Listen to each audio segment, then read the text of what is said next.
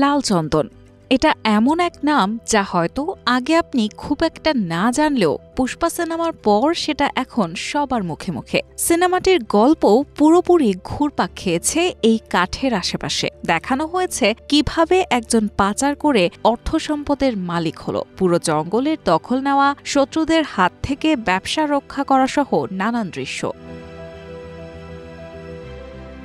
অনেকের মনেই নিশ্চয়ই প্রশ্ন আসতে পারে, কেন এই লাল চন্দন নিয়ে এত কাণ্ড? কেনই বা এটি এত মূল্যবান? আসলে রক্তচন্দনকে লাল সোনার মতো মূল্যবান বলে অভিহিত করা হয়। সোনার মতোই এই গাছের মূল্যও আকাশ ছোঁয়া। এটি এক অত্যন্ত বিরল প্রজাতির গাছ যা পৃথিবীতে সহজে পাওয়া যায় না।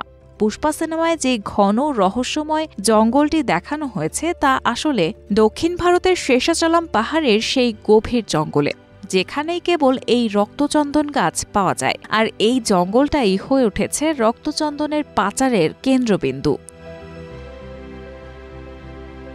মূলত দক্ষিণ ভারতের তামিলনাড়ু লাগোয়া অন্ধ্রপ্রদেশের 4 জেলা নেল্লোর, কুর্নুল, চিত্তুর এবং কাডাপ্পা জেলায় এই গাছ মেলে। পূর্বঘাট পর্বতের আবহাওয়ায় এই গাছ খুব ভালো হয়। একটি গাছের উচ্চতা হয় 8 থেকে 12 মিটার। লালচন্দন হল একটি এন্ডেমিক স্পিসিস।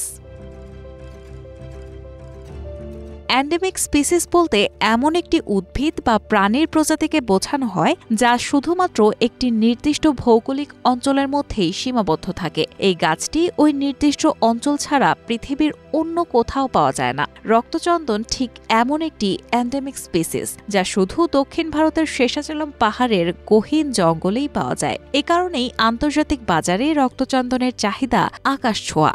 এটি অত্যন্ত বিরল এবং মূল্যবান হওয়ায় তার মূল্য অনেক বেশি।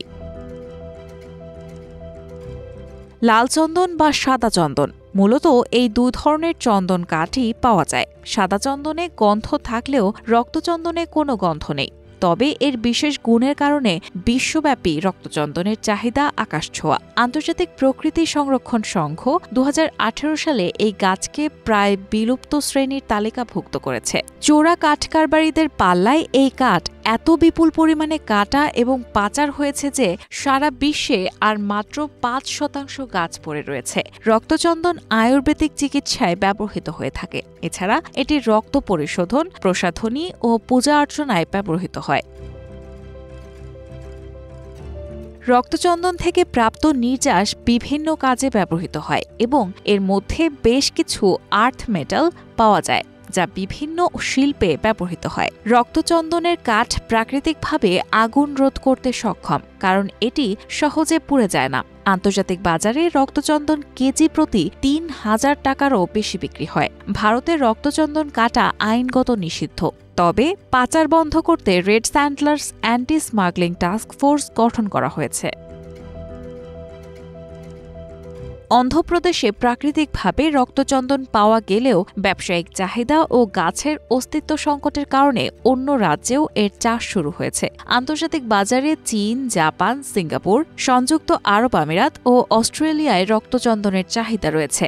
তবে সবচেয়ে বেশি চাহিদা চীনে, যেখানে আসবাবপত্র, ঘরসজ্জা এবং বাদ্যযন্ত্র তৈরিতে এই কাঠের ব্যাপক ব্যবহার হয়।